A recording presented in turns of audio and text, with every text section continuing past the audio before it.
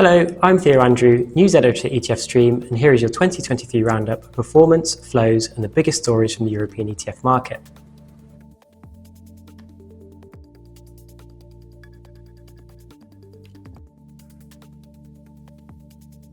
Last year was record-breaking for at least one ETF, as the VanEck and crypto blockchain innovators UCITS ETF smashed the performance record for a single year, posting returns of 277%.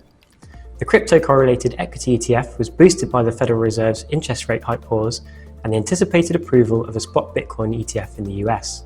Elsewhere, the artificial intelligence frenzy drove tech-focused theme ETFs, with semiconductor and metaverse funds topping the performance charts. It was a dismal year for clean energy ETFs, as oversupply and high interest rates saw performance nosedive.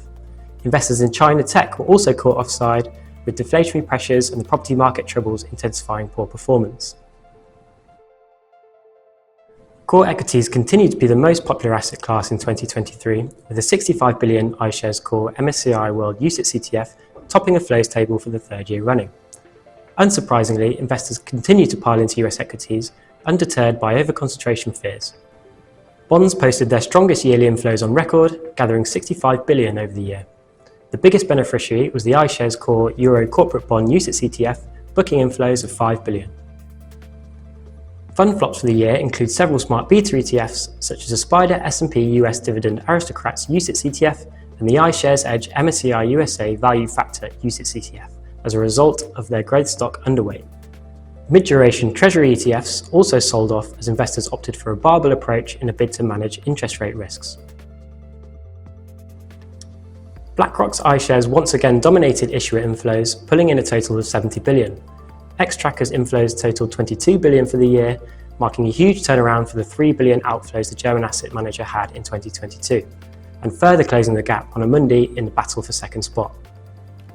Vanguard continued to quietly gather inflows, surpassing the 100 billion mark in Europe, while JP Morgan Asset Management stuck into the top 5 for yearly flows, gathering 7 billion in assets as active ETFs began to make waves on the continent.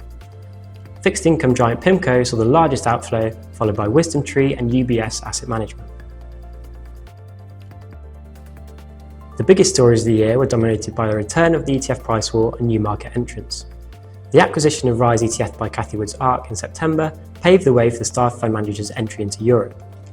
State Street began offering the cheapest ETF on the continent in October after slashing fees on its S&P 500 ETF by 2/3. For fund selectors, the return of fixed income dictated the narrative, while outperformance in US equities sparked overconcentration fears. BlackRock captured investors' attention in the summer with the launch of Europe's first fixed maturity ETFs, leading product innovation over the year. Thanks for watching. For more news and views, head to etfstream.com.